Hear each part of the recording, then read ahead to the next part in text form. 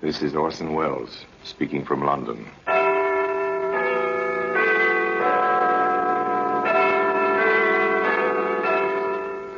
The Black Museum. Here in the grim stone structure on the Thames, which houses Scotland Yard, is a warehouse of homicide, where everyday objects, a light bulb, a broken mirror, a stained blotting pad, all are touched by murder.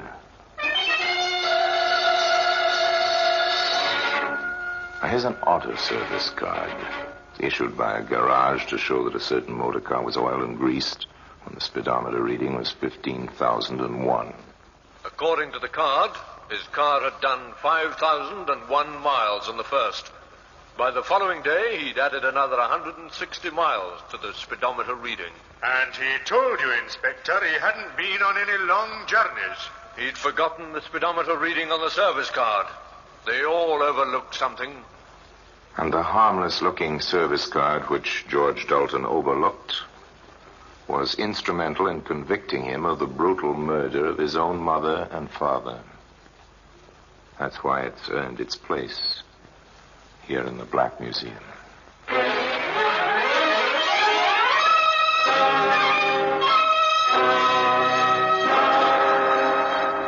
From the annals of the Criminal Investigation Department of the London Police, we bring you the dramatic stories of the crimes recorded by the objects in Scotland Yard's Gallery of Death, the Black Museum.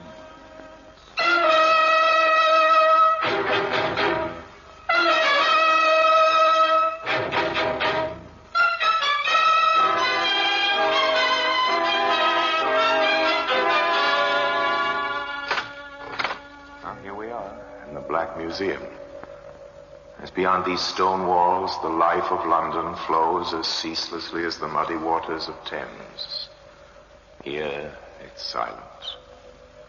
Let us walk under the frieze of death masks, the masks of criminals of bygone days, suspended grimly under the ceiling. That glass funnel means nothing until we stop and read the card beside it. Once this funnel was used to pour acid over the body of a woman. Insignificant in itself, easily broken, but it was strong enough to hang a murderer. Now, here's a pair of spectacles. Over there's a powder puff. And here's what we're after, the buff-colored service card. As I open the showcase and take it between my fingers, I ask you to come with me back to 1947. We're calling at the quiet suburban house of Mr. and Mrs. Dalton, live in South London. It's a respectable district populated by respectable middle-class people, but the Daltons are in trouble. The cause is their only son, George Frederick. They are discovering that George is not as other young men of his age. To his parents, he is, at the age of 23, a problem child.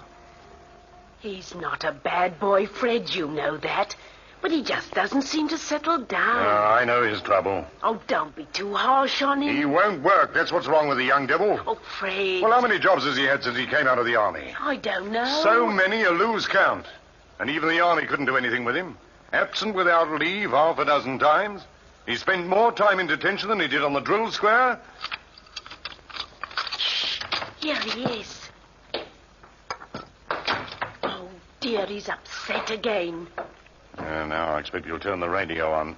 Oh, George, for heaven's sake, don't turn that radio on. I've got a headache. Oh, go to hell. What did you say to me? I told you to... Here, you get away from that set. Joe, you put your hands on me. Go to your room. But I'm sure... Protect me. I'm sorry, Dad. I'm sure he didn't... Go to your room. I didn't mean it, Dad. I'll sweep up this mess and we'll have some tea, shall we? All right, young man. For your mother's sake, I'll forget it. But I'm getting straight on the telephone to my old friend Jim Spencer. He's got a jeweler's shop in Clapham, and he meets a lot of people. Maybe he can advise me about fixing you up with a job.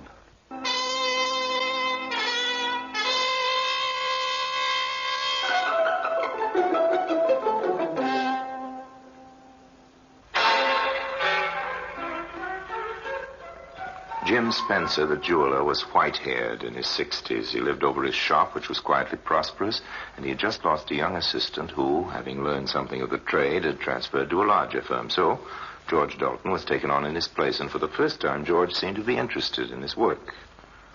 But perhaps that was not altogether surprising.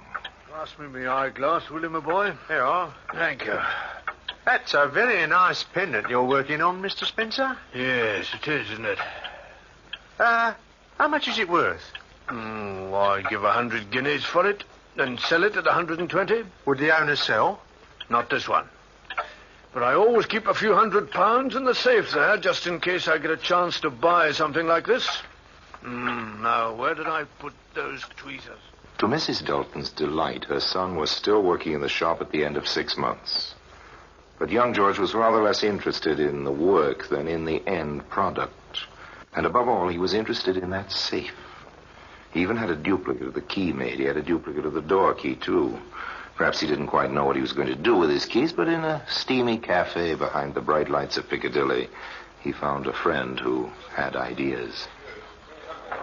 If you ask me, chum, I'd say you were sitting on a blinking gold mine. Hey, what do you mean? Yeah, come off it, George. We did 90 days detention together in the army, didn't we? Yeah? I know you're not quite daft. I mean, all you got to do is to get the key of the door, the key of the safe, and... Well, I've got those. Well, you have.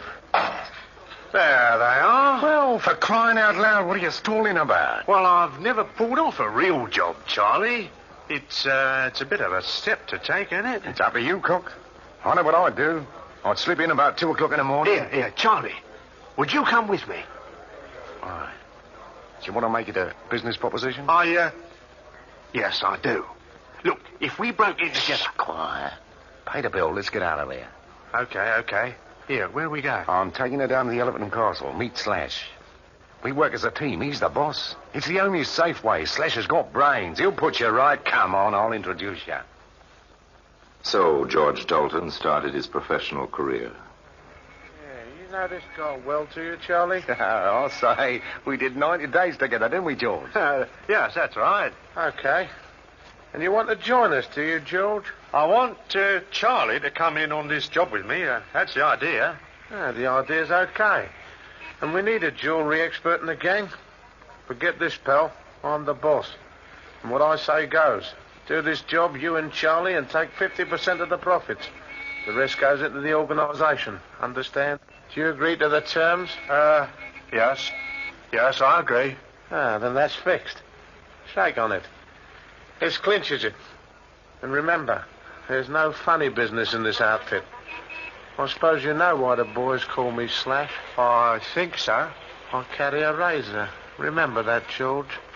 Not that I'd use it on you, but I thought I'd mention it in passing. George is okay, I've told you. Of course he's okay, and I'll fix up a car for you tomorrow night. A car? Yes, it's all part of the service.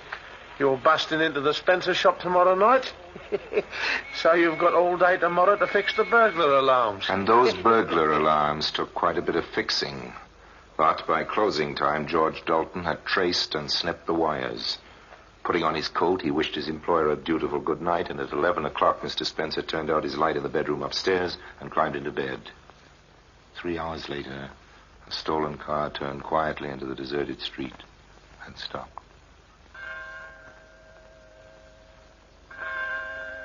Coast clear, George. You got the keys? You bet. Okay, then in we go. Right. Where's the safe? Over here. Oh, okay, get to work. The old man's upstairs, isn't he? Yes. Heaven help the old fool if he wakes up and comes down. You got that safe open yet? No, the lock's a bit stiff. Here, Charles. Yeah? Shine the torch this way. Go on, what's it? Jumping Jakes, what the blazes are you doing? Oh, sorry, I knocked a tray over. The clock made me jump. Here, let's get out, quick. Open that safe, you stupid swab. It's jammed, Charlie. Yeah, come on, let me have a go. You sure this is the right key? Of course I'm sure. Here, look, Spencer will be awake now. We must get out. You idiotic clock, this isn't the right key. Yes, it is. And the lock's open. Pull the door. Look out, the old man's coming. Here he is. Who's there? Get him. Jeez! Get back! Get up! Grab what you can and run for it. Okay. I've got 2 trays of rings and some notes. Come on, let's get out. The jeweler was found, lying in a pool of blood. 10 minutes later. The neighbor who found him called the police immediately. But needless to say, there were no signs of the thieves, and they had left no clues. And Mrs. Dalton stated that her son had been at home in bed on the night of the robbery. To the best of her knowledge, she was telling the truth. But 2 days later, her son visited his unfortunate employer and handed in his notice. You see, Mr. Spencer, I just couldn't go on drawing me wages while the shop's closed and you're here in hospital. You're a good boy, George. I only wish you knew enough about the business to carry it on for me, but I thought it wiser to put the stock away in the bank in case those rascals came back. I only wish I could get my hands on them, the dirty swine. Well, luckily they didn't get away with anything worthwhile. What do you mean? I thought that you... What did you think, George? I thought they cleaned you out. No, I'm too old a bird to leave valuables in the shop safe at night. I take them all upstairs to a real safe. I only leave the paste stuff down below. Didn't I ever tell you? No, you never told me.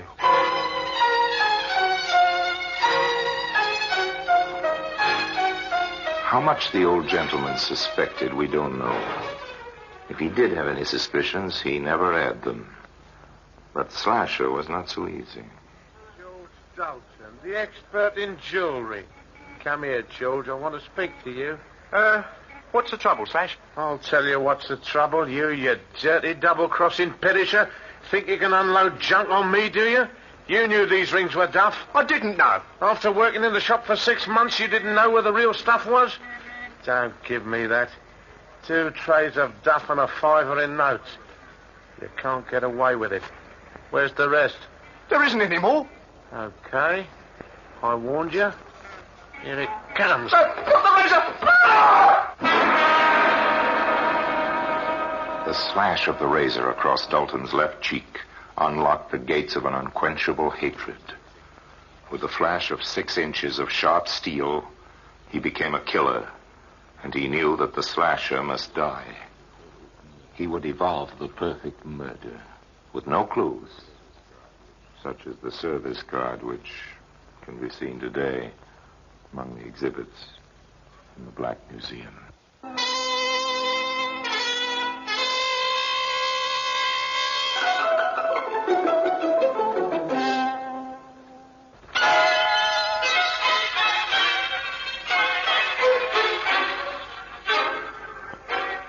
We return to Dalton, the killer.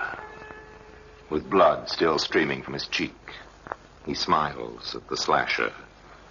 And for the first time in his life, that individual is surprised, taken off his guard.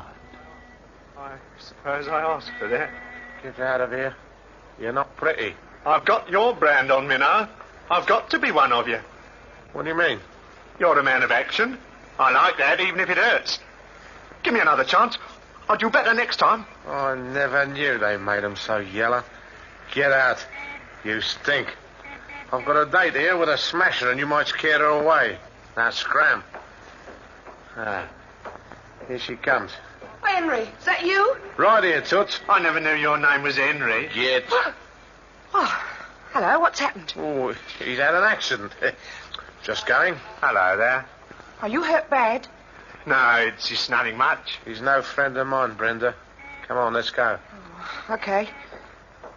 Good night, Henry. Good night, Brenda. I'm going to say some more of you. That's right, Dalton. You've made your choice. You're going to start with a girl. That will hurt him. Follow them. They go into a cafe. Have a meal. You wait in the shadows. They're coming out at last. Follow them again. Into a mean little street. Oh, yes, this must be where she lives. You're going to let me in, aren't you, Toots? No, I'm tired. What's the matter with you tonight? I don't know what you did to that fellow. Oh, for Pete's sake, you're not still beefing about him. I know what you did, and I'm no prude, but I don't like razors, and you know it. Good night. No, look here, wait a minute. Okay, if that's the way you want it. See you tomorrow. He's gone. Suppose we knock on her door. Yes, knock on her door. See what happens. Cheeks still bleeding. Look, I told you to... It's me. What do you want? Have you got something I can put on this cut? You followed us? Yeah. Why? I don't know. I need help. Oh, if he comes back, he'll kill you. Here, come in quick. I don't know why I'm doing this. I must be crazy. Here, come into the kitchen. I'll bathe that cut. Well, I'd better go. I'm a nuisance. Oh, you can't go now. Come over to the sink. Well, if the cops saw you in this mess, they'd take you for questioning. Here, hold your face over the water. Righto. What's your name? George. George Dalton. Henry says you double-crossed him. I didn't. It would be so easy to squeeze that pretty throat of yours, Brenda. But you're too lovely. Much You there. too lovely. Now, keep still while I put some plaster on. It's lucky the cut isn't deep. Huh? How'd you feel? Oh, fine, thanks. Oh. I suppose I'd better go now. I don't understand you, George. You know, you're different from the others. What others?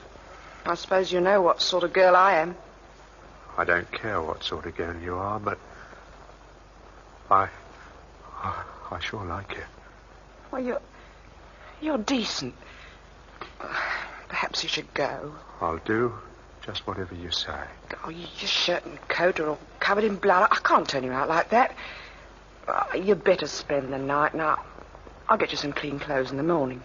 Brenda, I never felt like this about anyone before. I don't know what to say. Honey, I don't either.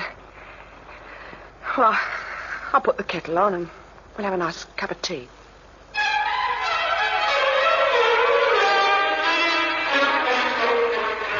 Tea. As much a part of London's life as Buckingham Palace and the Houses of Parliament. Brenda made tea. The next morning she went out and bought her new lover the clothes he needed. He put on the clothes she brought him and went home. He knew quite well what he was going to do, and that night he borrowed his father's car, and at 9 o'clock he drove to the bomb site, where he knew the slasher would be waiting for Brenda. And in his pocket he had a short length of lead piping. As he approached his objective, he saw a movement in the shadows. It was the slasher. Well, if it isn't the jewel expert. Yeah, you come into money? Hello, Slash. How you doing? Well, what's the idea? Not looking for trouble, are you? What do you think? Get back, you dope! Now, that squares out account. Now, I'll put you under the rug in the back of the car, and I'll take you for a little ride.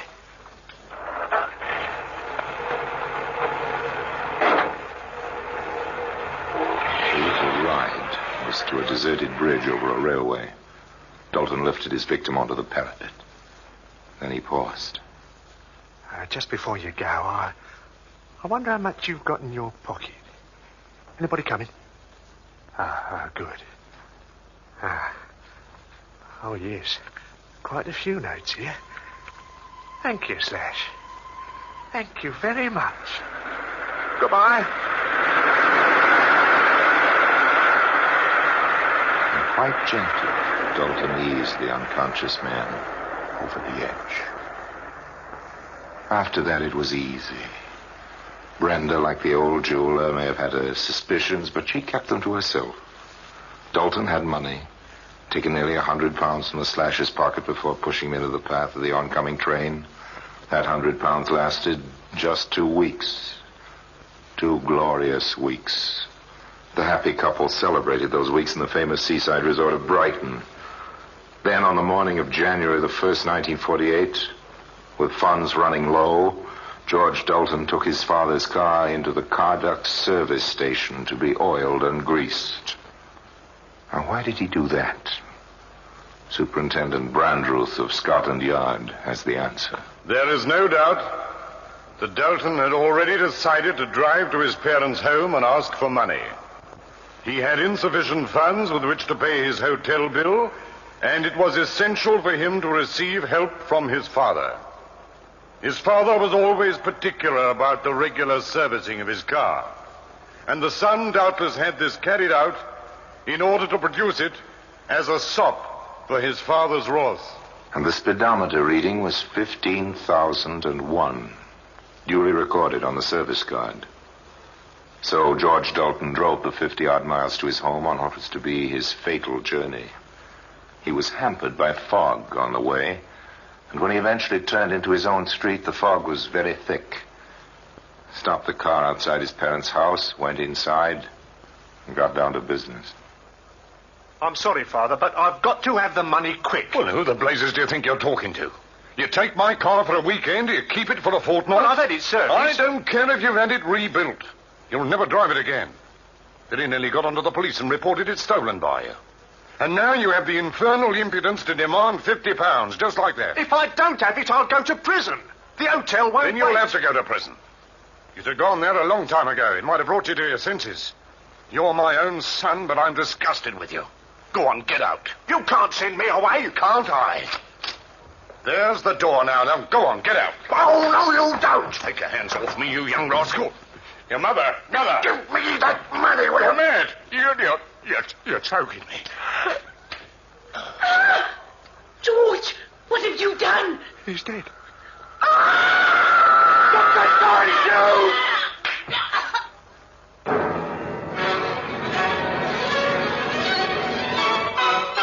Dalton, apparently unimpressed by the enormity of his crime, left the murdered couple lying where they had fallen while he searched the house for money. He found just over £30 of his parents' savings. He drove the car into the garage, put his victims in the back, and covered them once again with a traveling rug. Then, as he cleaned the house and locked up after himself, as darkness fell, he drove to the nearest bridge over a railway.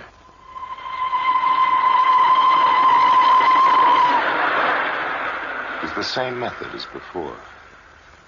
And when it was over, the murderer drove back to his lover in Brighton. But when he arrived, she had grim news for him. George, tell me you didn't do it. What? What are you talking about? Your mum and dad. Ah, you're mad. You don't know what you're saying. Come into the other room, quickly. Brenda, what do you know about my mother and father? Now, tell me. So you did do it? No. I know you did it. But why? How could you? Brenda. And don't touch me. Mr. Dalton, is it? Yeah? What do you want? I'm sorry to have to tell you that your mother and father were found dead an hour ago. I didn't do it. What exactly do you mean by that? How dreadful. I don't believe it.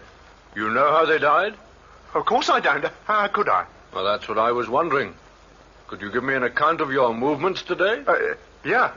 I spent the day here with my fiancée. You haven't used the car outside. Oh, we drove to New Haven.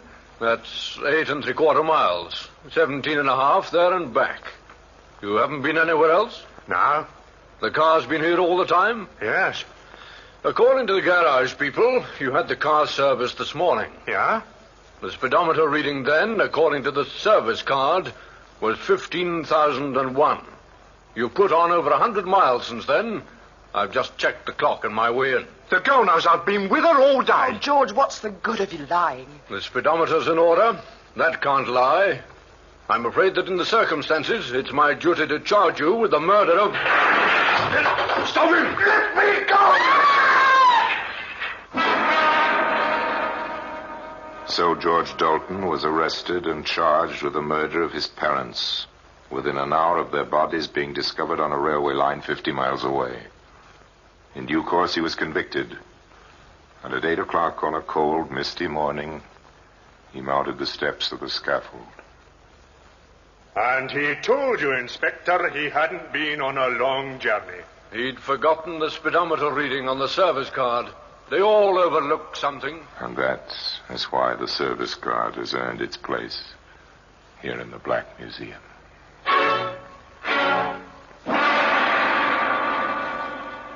You may be wondering how George Dalton was traced so quickly. When his parents' bodies were discovered, the police immediately went to the Dalton residence, expecting to find the son. Both the son and the car were, of course, missing. It was the work of a few minutes to trace the make and number of the vehicle, and a general alert was put out all over the country. Police officers visited garages, and the telltale service card localized the search to the Brighton area, where Dalton's name was recognized in the hotel. The girlfriend was questioned while George Dalton was already being tailed by a police car into the hotel forecourt. At this stage, of course, there was no evidence against him, but the police allowed him to get into the hotel before questioning him. So they proved the theory that by giving a criminal just enough rope, he'll surely hang himself, which is what Dalton did, with the aid of the buff-colored service card, which has earned its honored place here in the Black Museum. Now, until we meet next time in the same place, and I tell you another story about the Black Museum, I remain, as always, obediently yours.